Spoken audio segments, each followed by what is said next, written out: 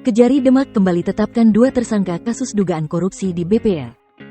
Di Kejaksaan Negeri, Kejari Demak kembali menetapkan 2 tersangka dalam kasus dugaan korupsi di PT Bank Perkreditan Rakyat, BPR, BKK Cabang Wosalam. 2 tersangka tersebut berinisial LBU dan S yang merupakan debitur PT BPR BKK. Sebelumnya, pimpinan PT BPR BKK Cabang Wosalam, Demak juga telah ditetapkan sebagai tersangka pada tanggal 7 Juli tahun 2025 lalu dan ditahan di Rutan Kelas 2B Demak. Kepala Kejari Demak Hendra Jaya Atmaja mengatakan, kedua tersangka menggunakan dokumen fiktif dalam pengajuan kredit modal kerja, konstruksi, pada PT BPR BKK Demak mulai 2020 sampai 2023. Dokumen surat perintah kerja, SPK, sebagai syarat pengajuan kredit modal kerja. Namun SPK yang diajukan oleh kedua tersangka tersebut tidak dapat diyakini kebenarannya, fiktif, katanya, Kamis, tanggal 24 Juli tahun 2025.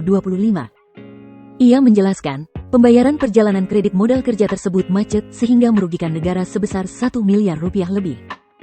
Perjalanannya kredit tersebut macet dan mengakibatkan kerugian keuangan negara sebesar 1 miliar 78 juta rupiah, ungkapnya. Saat ini, total tersangka yang telah diamankan oleh Kejari Demak dalam kasus tersebut sejumlah 3 orang, termasuk pimpinan PT BPR BKK Demak Cabang Wosalam. Dalam kasus tersebut, kedua tersangka dijerat Primair Pasal 2 Ayat 1, Jo. Pasal 18 UU No. 31 Tahun 1999 sebagaimana telah diubah dengan UU No.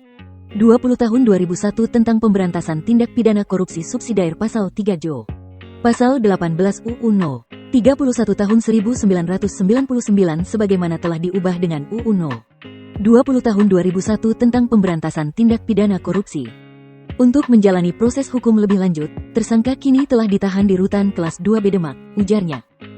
Kepada seluruh lembaga keuangan, terutama yang dikelola pemerintah daerah, Hendra menegaskan agar lebih ketat dalam prosedur penyaluran kredit termasuk dalam hal verifikasi lapangan, validasi dokumen, serta kontrol internal.